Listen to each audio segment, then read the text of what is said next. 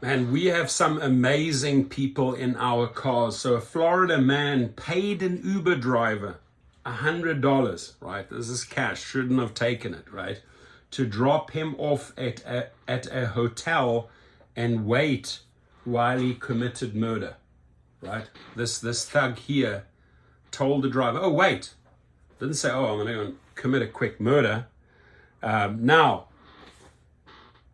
Florida man paid Uber driver to wait for him while he went and fatally shot someone, right? Uber, Dara Khosrowshahi, you're the main honcho there, right? You're the leader of that company. Dara Khosrowshahi, why is this man, this rider, in a driver's car? I mean, could have killed the Uber driver, right? It's a murderer. Probably, and I say this carefully, probably has a little bit of a history, right? This guy. But he's in our car, not vetted, not even checked up any database. He uses our services or our vehicle to go and commit a murder. Jamal Drummond, 23, was found suffering from a gunshot wound to the head in the parking lot of a West Palm Beach Holiday Inn, right?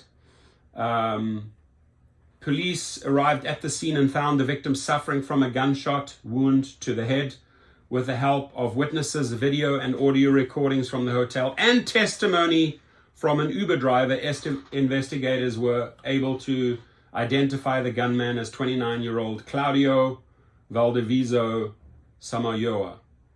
Enzo Ramirez, the Uber driver, told authorities Samayoa paid him $100. Again, that was not a smart move, dude, to accept that money, to drop him off at the hotel and then wait for him across the street at a gas station. Ramirez said Samayoa returned to the vehicle visibly upset around 15 minutes later. Ramirez noticed Samayoa was talking on the phone and crying, but the Uber driver speaks little to no English. So he didn't understand what he was saying. He just drove Samayoa back to his home in Hollywood. Witnesses told the police they were out smoking cigarettes with the victim, Drummond, when Samayoa approached them. Samayoa asked the witnesses if they had seen a young girl and showed them a picture of her that was on his phone.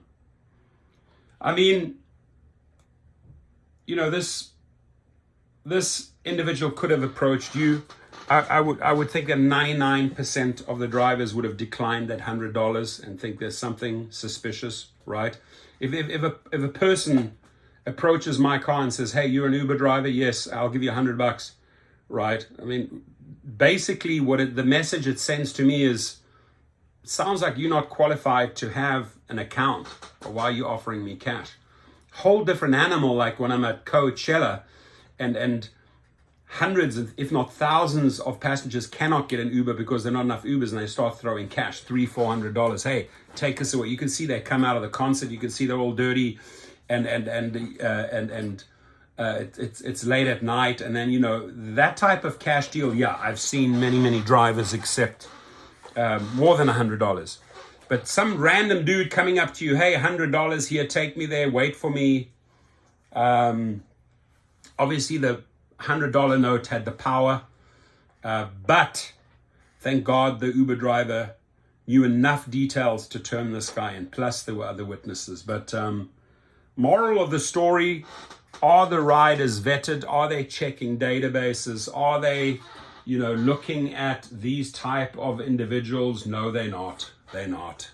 Companies don't care. Give us $1. Give us $1. We don't care. We don't ask who you are. Pedophile, murderer, ex-con, carjacker, who cares? As long as you have the dollar, the power of the dollar for Uber or Lyft. We'll drive you.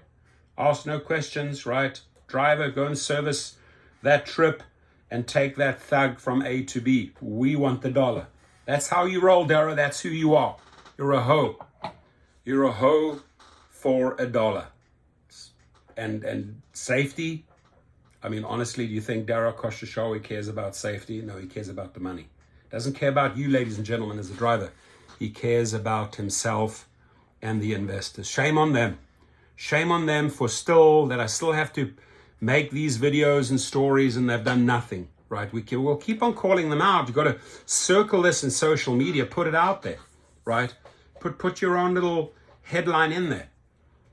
Why is Uber not vetting riders? These type of thugs end up in our cars. I hope it never, ever, God forbid, happens to you, ladies and gentlemen. Please be safe out there. Please be alert. Please look at situations like this. It's very odd that somebody just out of the blue comes up to you and, hey, take me $100, take me over there, and then drive me back. What were you doing there? Are you doing a drug transaction? Are you going over there and killing someone? What are you doing? Think about it for a second.